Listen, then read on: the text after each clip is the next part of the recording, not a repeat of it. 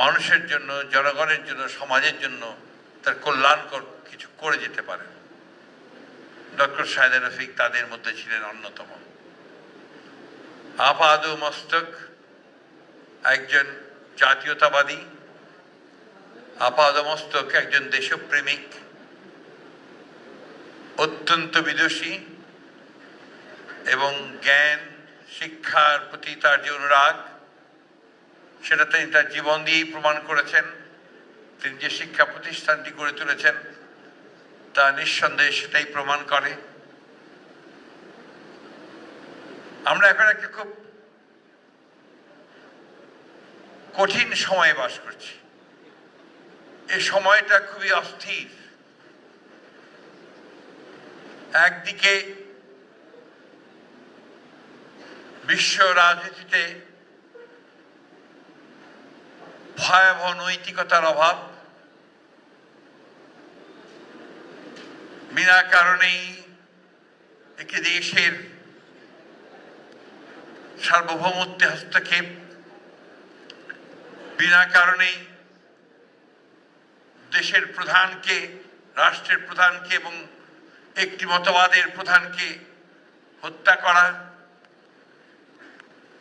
একটা স্বাধীন রাষ্ট্রের প্রেসিডেন্টকে তুলে নিয়ে গিয়ে জেলে পুরে দেওয়া, এক ভয়াবহ বিশ্ব। আমরা যারা কিছুটা পুরনো মানুষ, কিছুটা বলবো কেন, পুরনো মানুষই, আমরা বেড়ে উঠেছি গণতান্ত্রিক একটা ব্যবস্থার মধ্যে দিয়ে, চিন্তার মধ্যে দিয়ে। আমাদের ধ্যান ধারণা চিন্তা ভাবনার মধ্যে সবসময় গণতান্ত্রিক চিন্তা ভাবনাই আছে। আমরা মানবিক মূল্যবোধে বিশ্বাস করি, আমরা মানবতায় বিশ্বাস করি, আমরা গণতন্ত্রে বিশ্বাস করি, আমরা প্রতিটি রাষ্ট্রের স্বাধীনতাতে বিশ্বাস করি। এই মানুষগুলো আমরা এখন অত্যন্ত কষ্টে আছি। চতুর্দিককার অবস্থা দেখে আমরা কেমন যেন হতাশ হয়ে পড়ছি। বাংলাদেশও ঠিক একইভাবে অস্থিরতার মধ্য দিয়ে আমরা এগিয়ে চলেছি। আল্লাহর কাছে হাজারো শুকরিয়া জানাই যে আল্লাহ তার অশেষ রহমতে বাংলাদেশের মানুষ এখনো সঠিক সিদ্ধান্ত নিতে বিচলিত হয় না, দ্বিধা করে না।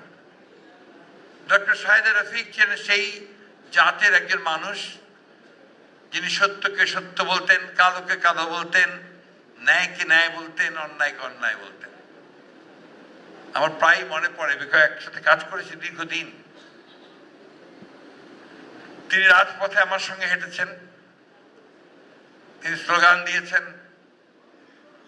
তিনি কিছুক্ষণ আগে আমাদের ব্যারিস্টার সাহেব বললেন যে মামলাও হয়েছে তার বিরুদ্ধে অসংখ্য, কিন্তু সবগুলোকে মোকাবেলা করে, সেই চ্যালেঞ্জকে মোকাবেলা করে তিনি কিন্তু সামনের দিকে এগিয়ে গেছেন।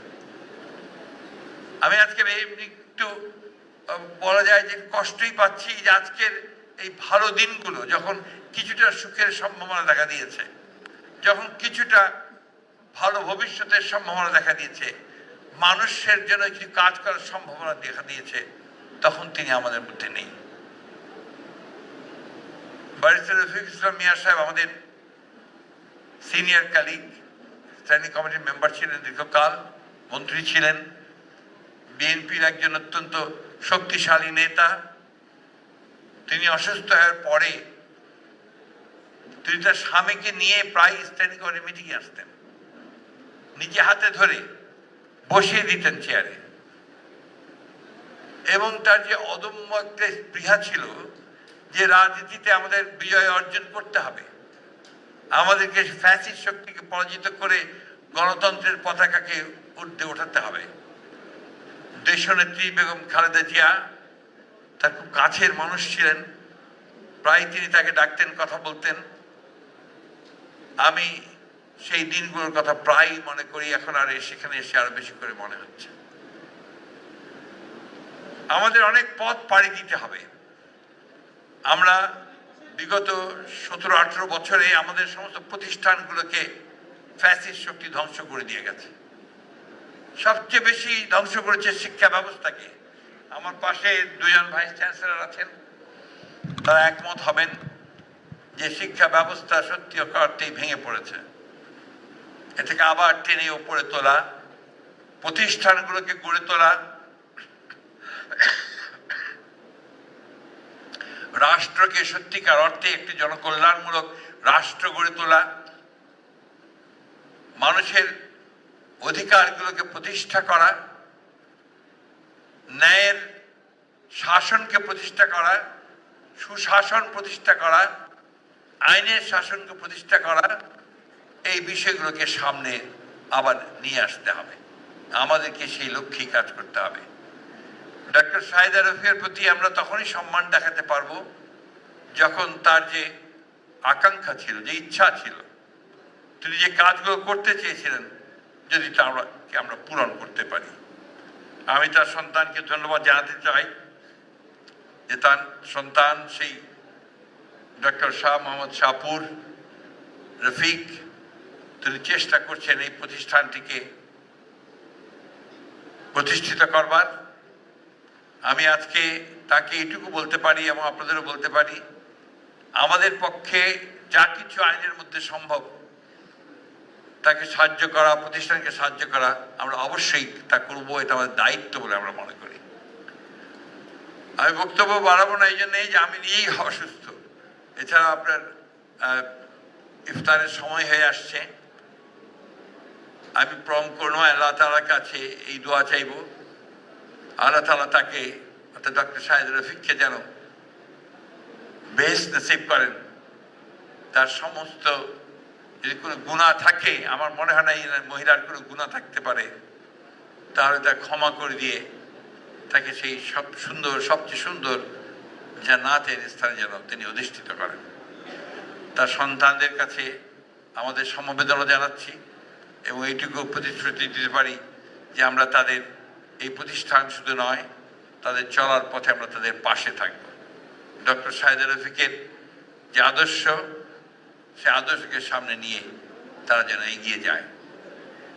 ভালো কাজ সবসময় এক বাধামুক্ত হয় না।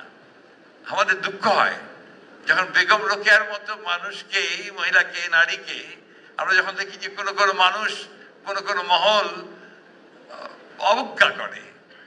আমি সেই কথাটা বলতে চাই না যে কি বলেছে, এটা আমাদের দীনতা, আমরা যে কত দিন তার প্রমাণ করে।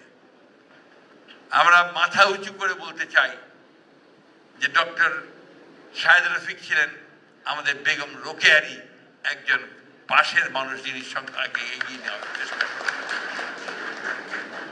আমরা গৌরব বোধ করি তার জন্য এবং আবারও আল্লাহ তাআলার কাছে এই দোয়া চাই যে আল্লাহ তাআলা তাকে যেন বেহেশত নসিব করেন।